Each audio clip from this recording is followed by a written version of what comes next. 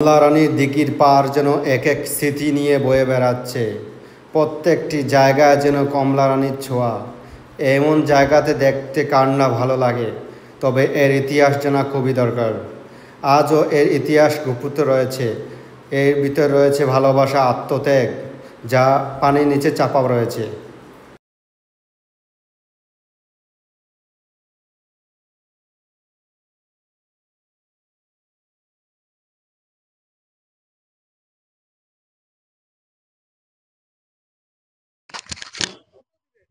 আমি এখন অবস্থান করছি রাজনগর উপজেলা কমলারানী দিঘি নামে একটি বড় দিঘি, যেটি ঐতিহাসিক একটি দিঘি, যার ইতিহাস রয়েছে।